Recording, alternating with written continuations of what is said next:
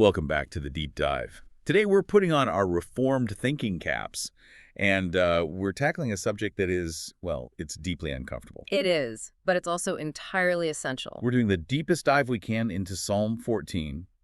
It's an ancient Davidic poem, but we're also tracing its devastating application by the Apostle Paul. Specifically in Romans chapter 3. Exactly. So our mission today is really to dissect the biblical definition of human corruption and what our sources call the Fool's Creed. We've got a whole stack of commentaries and analyses here, and you're right, this isn't just an academic exercise for them.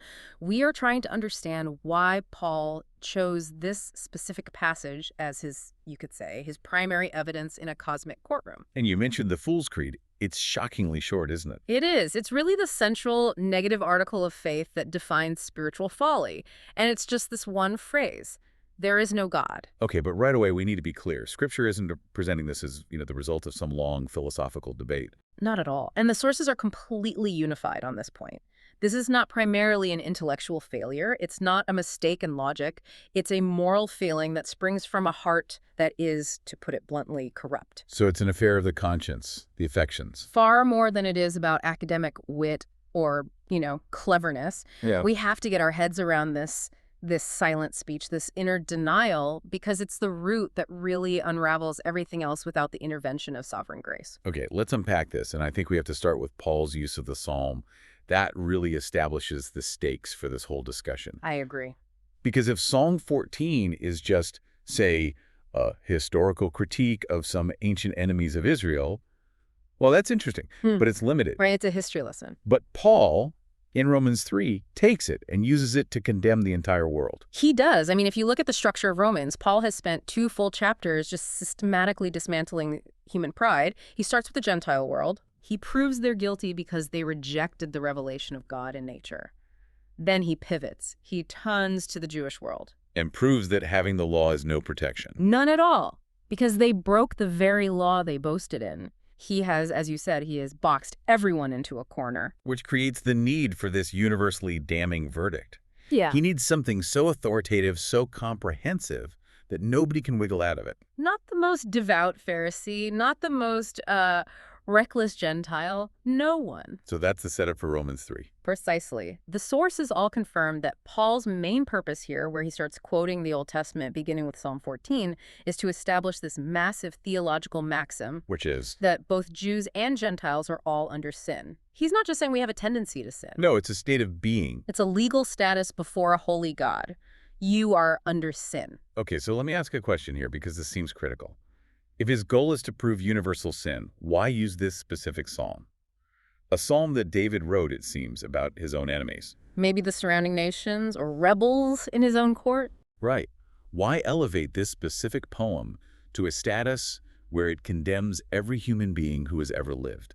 Because Paul recognizes, by the inspiration of the Holy Spirit, that David wasn't just writing an obituary for some long-gone enemies. He was painting a timeless portrait of the unregenerate human heart. He saw the universal in the particular. Exactly. And Paul's method is so rigorous, it's totally dependent on the authority of the Old Testament. The sources detail how Paul transcribes a great part of Psalm 14. And he mixes it with other texts too, doesn't he? He does. He pulls from Psalm 5, Psalm 10, Isaiah 59. He weaves them together to serve as the single, unified, authoritative testimony about the true nature of humanity. That's the whole ballgame right there. Yeah. He's taking what looks like historical evidence of corruption from one era and presenting it as the definitive standard for theological anthropology, for everyone. And he quotes the psalmist's conclusion, "There is none that doeth good, no, not one." And he applies that without any modification to every single person on earth. And the weight of that verdict is just crushing. It is. By using this description, the sources explain that Paul concludes that the whole posterity of Adam, with the one single critical exception of Christ, is placed under the righteous condemnation of God, under the curse. Which means no one gets a pass. Not based on, being a good person or being really smart. The modern idea that someone might be naturally innocent is just wiped out. Completely wiped out. This shatters any claim to innocence for what the sources call the natural or intellectual man. I really like the forensic analogy one of the sources uses. It helps make sense of this. The DNA match analogy. Yes. Paul isn't just reading an old poem. He's acting like a prosecutor. Yeah. And Psalm 14 is his DNA evidence. It's the incontrovertible proof. Just like DNA can place a defendant at a crime scene no matter what their alibi is. Paul uses this psalm to prove that the DNA of sin, this inherent corruption, is present in the spiritual genome of every single human being. That is a really potent image. It shows the problem isn't just, a few bad choices here and there. It's systemic. It's inherited. So if this sin DNA is present in everyone, what does it do? What does this total corruption actually look like theologically? The consequence is what the Reformed tradition calls total depravity. And that means humanity, as a totality, has apostatized. The corruption isn't partial. It's not like one room in the house is messy. No, the whole foundation is rotten. It affects every faculty of the soul. The mind, the will, the affections, everything. Can you give us a specific image from the sources to help us grasp the depth of this? Well, they use some really visceral terms drawing from the original language. Men have become filthy or sour. Sour, like milk that's gone bad. Exactly, or like corrupt leaven that spoils the entire lump of dough. Another image is of a body that's become putrid and stinking, having lost its life. The theological result is just devastating. The mind is darkened. The will is in bondage to sin, and the affections, what we love and desire, are set on temporal evil instead of on God. And the first and most critical piece of evidence for this corruption, according to both the Psalm and Paul, is what? It is the simple fact that no unrenewed soul seeks God. That's the key. That's the absolute key. The Psalm says, "There is none that understandeth, there is none that seeketh after God." Seeking God should be the most rational, basic first step for any creature. The fact that humanity universally resists doing that is the ultimate proof of our spiritual decay. The whole race suffers from this moral blindness that's coupled with a willful rebellion. It's a condition we're so used to, we don't even see it. The sources note that. We're so accustomed to the foulness that we only perceive how bad it is when the light of the gospel finally shines on it. That is a devastating diagnosis. And it sets us up to move from this universal state of guilt to the individual who really embodies this rebellion. The fool. The fool who dares to utter that negative creed. Back in the Psalm, verse 1, it names the culprit. The fool hath said in his heart, there is no God. We have to zoom in on this specific name. This isn't just a general insult. Right, it's not like calling someone an idiot. No, the Hebrew name for this person is Nabal. And this name is just loaded with meaning. Its precise signification is fading, dying, or falling away. Like a withered leaf. Exactly like a withered leaf or a vine that stopped bearing fruit and has lost all its vitality. So he's not the village idiot. He's someone who is spiritually dehydrated.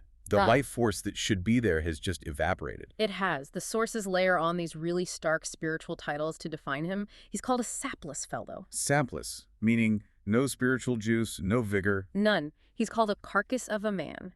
And even more chillingly, a walking sepulcher of himself. A walking tomb. That's a horrifying image. It paints a picture of a man who is physically alive. He's breathing, he's moving. But inside, the true wisdom, reason, and godliness have decayed. He is literally dead in sin while still having natural life. And the sources say this name, Nabal, it marks the atheist specifically. Preeminently and universally. Because the very act of denying the source of all life causes this internal extinction of spiritual vitality. That image of a walking sepulcher is it's terrifying. It means he's a living monument to his own decay, just moving through the world. And that decay is moral, which brings us to a crucial distinction we have to make. Okay. The sources are very careful to clarify this. The fool is not stultus in scientia. He is not a fool in wit or intelligence. In fact, it's often the opposite, isn't it? Often. History is littered with brilliant minds who deny God. One source even says that a superfluity of wit often makes atheists. Why? Because it gives them the cleverness to argue against what's plainly evident. That's the idea. The intellectual capacity can be very high, but the moral compass is completely broken. So he is stultus in conscientia. A fool in life and conscience. The failure is not cerebral, it's volitional, it's a failure of the will. He is the sinner who will not use his reason to acknowledge his creator. Not the one who cannot. Absolutely not, because to acknowledge the creator means you have to acknowledge the lawgiver, and that interferes with his desire for autonomy. That is such a vital distinction. It shifts the blame entirely away from capacity and onto choice. The argument is, if the heart were truly set on truth and righteousness, the mind would have no trouble at all settling the question of a personal God. It's a failure of moral will The heart dislikes righteousness, so it wants to get rid of the moral governor. Which leads directly to the secret creed. The articulation of that wicked desire, the denial there is no God, is described as a silent speech. A bolt shot without noise. Yes. Why silent? Why doesn't he just shout it from the rooftops? Because it's so prodigiously profane, as one source puts it. Right. The sinner often doesn't even dare to say it out loud, even to himself. He's afraid of his own conscience or what other people might think, but it's the core of his spiritual doctrine. Just one negative article. So if it's a silent speech, a thought in the heart, what is its real nature? Is it an observation? Is it a belief? It's fundamentally a wish. The sources are so strong on this. The creed is primarily a wish that springs from a corrupt nature. It's a deep, personal desire that says, oh, that there were none. And this desire is focused on a very specific aspect of God, isn't it? The psalmist uses a particular Hebrew name for God here. That's a critical detail. He desires to be rid of Elohim. If he'd used Yahweh or Jehovah, that's more about God as the covenant-making self-existent one. But he chooses Elohim. He does. And Elohim emphasizes God in his capacity as ruler, lawgiver, and punisher of iniquity. The fool isn't really worried about God the Creator. He's terrified of God the Judge. That's it. He wants freedom from restraint. He's trying to deny the covenant, personal, ruling, and governing presence of God so he can have his own moral autonomy and sin without limits. By denying the Judge, he thinks he can nullify the law, and that frees him to live without consequence. Which is why the sources call this denial the greatest imaginable folly. It's a spiritual suicide note written in the silence of his own heart. This leads to that trifle description of this madness. Yeah. How do the sources break down why this is the highest form of foolishness? Well, it combines three aspects of complete failure. First, there's obstinacy. The fool is stubbornly denying the plain evidence of nature. The world screaming of a creator. And the testimony of his own conscience. Second, it's stupidity. He's opposing the common consent of mankind throughout all of history across all cultures. To stand alone against all that is just self-isolation. And third, it's pure madness. Because he's actively stifling his own consciousness. He's trying to shut down the very mechanism God installed inside him to tell him the truth. It sounds like a willful self-mutilation of the soul. It is. And this brings us to that astonishing comparison that our sources make. A comparison that deserves some deep reflection. This is the claim that the atheist, the Nabal, is more vile than a devil. It's an aggressive claim. It seems extreme. It does. I mean, I have to push back a little for the listener. Isn't that an overwrought theological position? How can a human sinner, no matter how wicked, be worse than a fallen angel? The justification for it hangs on one single forensic point. Belief in existence. Okay. Devils, as James 2.19 says, believe and tremble. They know God exists, they acknowledge the judge, Christ, and they know judgment is coming. They never deny God's existence. But the Nabal, the fool. The fool commits a crime against reality that you don't even find in hell. The denial of the Most High's very existence. So, in a way, the devil is operating under the constraint of knowing the truth, even if he hates it.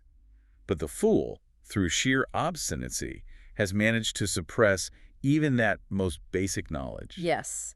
The denial of existence is the ultimate act of intellectual and moral rebellion. A rebellion so complete it denies the very foundation of all reality. And the outcome is just self-destructive. Purely. It's a suicidal cut. The sources use this chilling analogy of a man denying the existence of fire while he's burning in it. Shouting, "There is no fire," Yeah. doesn't put out the flames that are engulfing you. Exactly. The fool's denial of God doesn't stop the judge of all the earth from destroying the rebel. This secret creed, no God, it ensures his own destruction. It's the foolish mechanism the heart uses to try and silence the voice of conscience. But the consequences are eternal and terminal. No, and this foolishness, this Nabal condition, it's the underlying explanation for all the abominable actions that follow in the rest of the psalm. Okay, so we've established the internal state, this silent, wishing denial in the heart. Now we have to shift to the external consequences, which follow immediately in the psalm. This internal creed, it inevitably spills out into the world. It manifests as practical atheism. Right, and practical atheism is the state where men, even if they might, pay lip service to God, They might profess some vague belief with their mouths. but they live their lives as if God doesn't see what they're doing, doesn't care, and certainly won't judge them. One source calls this a mighty prevalent principle in the world. Universal among the unregenerate. The implication being, if God is a ruler who doesn't enforce the law, then for all intents and purposes, he's irrelevant. That's right. It grants them a license for what the psalm calls abominable works. If the master's eyes are out, if he's blind or absent or just inert, then the servants will do whatever they please. That lack of accountability just unleashes the corruption we talked about in part 1. It's a terrible photograph of the world unrestrained by grace. It's just like the first chapter of Romans, which the sources note is a literally correct description of what happens. And the psalm gives a very specific, ugly example of this corruption in action. Predatory cruelty. Against the righteous. The wicked are described as trying to eat up God's people as they eat bread. That metaphor is so shocking because of its normalcy. Eating bread is a casual, daily, routine act. It's not some grand dramatic evil. No. The comparison suggests that oppressing the saints is a casual, daily, and ravenous activity. They do it with the same thoughtless voracity you'd have for a necessary meal. They feel no guilt. None. It shows this instinctive hostility toward the righteous. It's a predatory nature where the strong just devour the weak, like wolves tearing up sheep. They make no more conscience of undoing a poor man than of eating a good meal when they're hungry. And this cruelty is paired with a kind of psychological warfare, isn't it? Yeah. They specifically target the faith of the godly. They do. They shame the counsel of the poor. Meaning they mock their trust in God. They see the righteous person's dependence on the Lord, their quiet faith, their hope for justice, as the most foolishest thing in the world. It's something to be scorned. Because the wicked rely on their own strength, their money, their wit. And they taunt the godly. They say things like, "Where is this Lord you claim can deliver you from our hands?" It's the ultimate derision of true virtue. They believe that denying the judge will shield them from judgment. But here is this massive, ironic reversal that the psalm introduces. The terror paradox. This denial and oppression leads the wicked themselves straight into a terrifying psychological state. They fall into great fear where no fear was.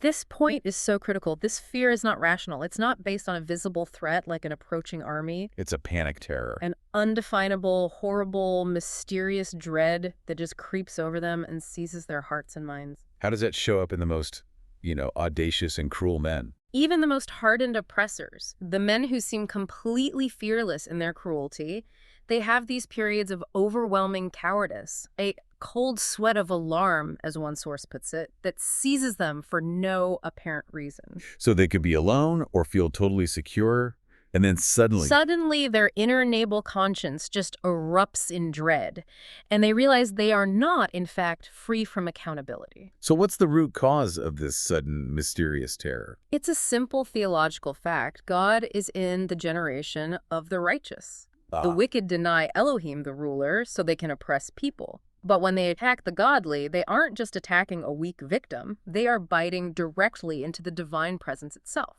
So their own action, oppressing the godly, it violates their own secret creed of no God. They run headlong into the one reality they desperately tried to suppress. Exactly. The presence of God with that righteous person suddenly validates everything they tried to deny. When they try to devour the godly, they discover God is actively present with the victim, working for their deliverance. And this is where that visceral image comes in, the gravel. It's an amazing metaphor. They expect a satisfying meal, but the reality is awful. They try to devour the poor, but God fills their mouths and their teeth with gravel. Gravel in the bread. They think they're going to get a meal, and instead they break their teeth on divine defense. They cannot digest their prey because the Almighty is defending it. Their anticipated dominance turns into sudden, agonizing panic. They quail before the true nobility of the believer. Realizing that the poor person, in his trust, is infinitely stronger than they are in their wicked power. The presence of God, which is a refuge for the oppressed, becomes the source of inexplicable terror for the oppressor. It is the ultimate confirmation that the Nabal is, at his core, self-deceived. The denial of God is just a denial of his own deepest fear. Which is why the sources conclude that all cruel men are, at heart, cowards. Absolutely. Cruelty requires you to suppress your conscience.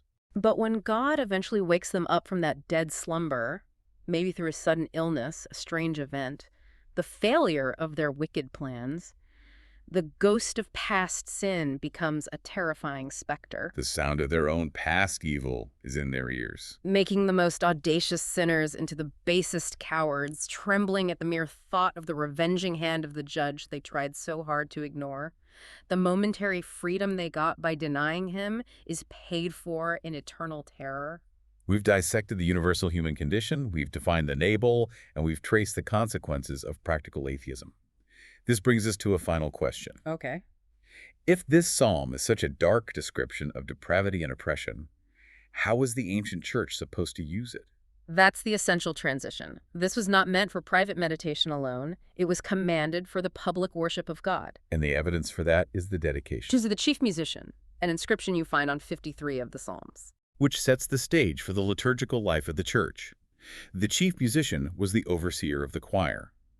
So this confirms these psalms were meant to be sung, recited, and used in the great assemblies of Israel. And this detail is highly significant because Psalm 14 is a heavy doctrinal lament. It describes deep corruption. It expresses sorrow over the state of the world. It has, as the sources say, little or no praise, and it's not even addressed to God until the very end. So the very existence of this dedication on a psalm like this, it directly refutes the theory that public singing must be limited strictly to praise. And that's a critique of a very specific, very modern liturgical tendency, isn't it? The idea that worship should only be celebratory songs, hymns about the comfort of the believer, or direct adoration. It is. The sources argue that this theory, that public worship must be praise only, is far more plausible than scriptural. The fact that the Spirit inspired David to give these words to the chief musician, words about universal sin and the wickedness of the oppressor, proves public worship was meant to include the full spectrum of spiritual reality. Not just the joyful notes. Not at all. So what were the divinely inspired functions of public psalmody that required, including content like Psalm 14? Our sources outlined 3 critical functions. The first is teaching and admonition. We see that in the New Testament. Paul tells believers to teach and admonish one another in psalms and hymns and spiritual songs. Exactly. Sacred music is a tool for mutual instruction and correction among the regular members of the congregation. This psalm instructs the righteous about the true nature of their enemy and also the true condition of their own hearts before grace. It gives them the spiritual map. It teaches them about the reality of the Nabal so they aren't surprised by the opposition. Precisely. The second function is to chant hallowed doctrine.